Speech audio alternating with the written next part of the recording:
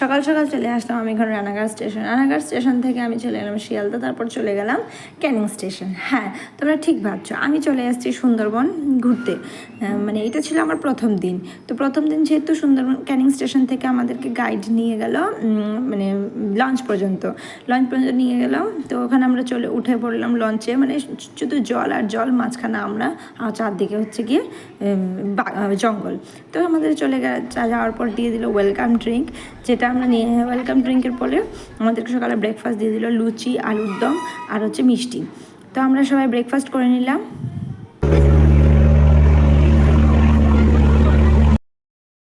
Breakfast করার পর যদিও মোমো খুব খুশি ছিল, কারণ ওয়েদারটা ভালো ছিল আর বসার জায়গাও ওখানে ছিল, যে মানে আমরা সবাই বসে রেস্ট করতে পারবো, নিচেও রেস্ট করার মতো জায়গা ছিল।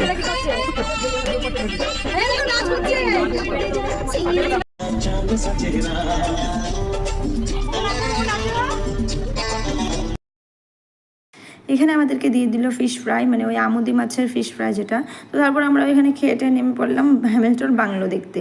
তো ওখানে বাংলোটা দেখে নিলাম, দেখে ওইখান থেকে আবার হচ্ছে গিয়ে রবীন্দ্রনাথ ঠাকুরের বাংলো দেখে নিলাম।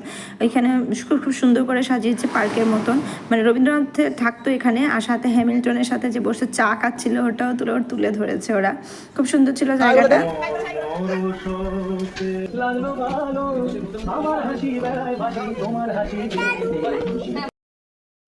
তো তারপর আমরা এখানে কিছু খেয়ে দিয়ে আবার চলে গেলাম লঞ্চের মধ্যে, কারণ লঞ্চের মধ্যে ওরা দুপুর হয়ে যাচ্ছে। তো দেখো দুপুর হয়ে যাচ্ছে, তো খাওয়া মানে লাঞ্চ দেবে ওরা, মানে মেনলি হচ্ছে ফিশ, মানে ইলিশ মাছ।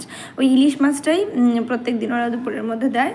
তো তারপরে একটু বিকেল হয়ে যাওয়ার সময় দিল ফ্রুট স্যালাড। তো তারপর আমরা চলে আসলাম ফেরিঘাট, মানে পাখির আলোয় মানে হচ্ছে আমাদের হোটেল, যেখানে আমরা রাত কাটাবো। হ্যাঁ, তো হোটেল চলে আসলাম, যেহেতু প্রথম দিন আমরা সবাই এখানে ঠিকঠাক করতে হবে। তো আমার হোটেলটা ভালোই লাগছিলো, রুমগুলিও সুন্দর ছিল, পরিষ্কার পরিচ্ছন্ন ছিল, যার কারণে থাকতে কোনো অসুবিধা হয়নি। রাত বিকেলে ঝুমুর নাচ করছিল।